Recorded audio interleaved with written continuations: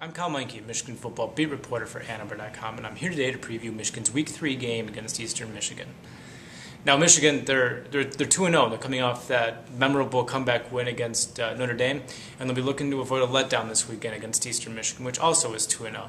But they've arrived there at a very different fashion than the Wolverines. They've beaten two FCS teams in Howard and Alabama State, and they struggled last weekend against Alabama State, eventually beating them 14-7.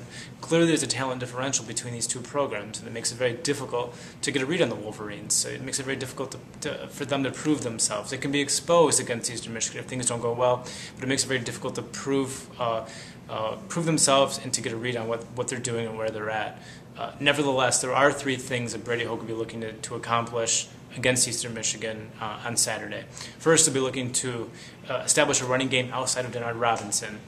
Michigan last weekend got 5 carries for 8 yards from Stephen Hopkins that led the tailbacks. As a group, the tailbacks rushed 8 times for 10 yards. It's simply not enough, and it led to a offensive inconsistency on offense, which right now is the biggest concern for the Michigan offense. Al Borges talked about it this week, about moving Denard Robinson under center to feature the tailbacks more, because he's so concerned about how much he's having to rely on Denard Robinson right now, with him in the shotgun and taking a lot of designed runs. And Robinson had 16 runs against Notre Dame, 8 runs the week before in a rain-shortened game, a lightning-shortened game against Western Michigan. So there's definitely an imbalance there.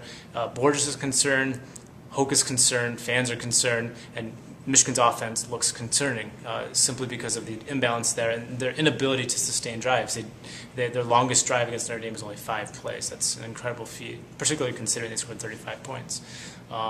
So look for Michigan to try to establish a running game against Eastern Michigan, particularly with Fitz Toussaint, who's back this week after sitting out last week with a shoulder injury. He hurt that in week 1, and he should be back.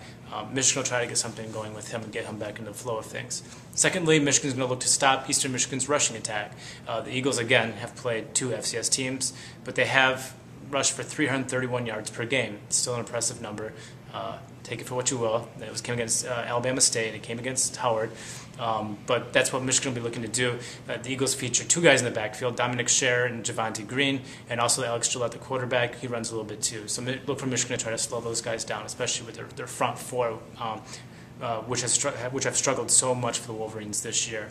Lastly, and perhaps most importantly, Michigan will be looking to stay healthy. They have some problems on offense and defense. Fitz Toussaint has the shoulder. Cam Gordon, he didn't play last week or the week before. He's yet to play this year because of his back. He's supposed to be back.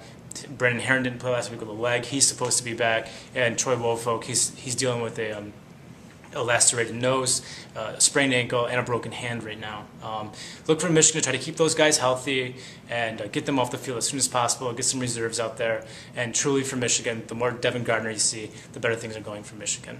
For Annenberg.com, I'm Kyle Meinke.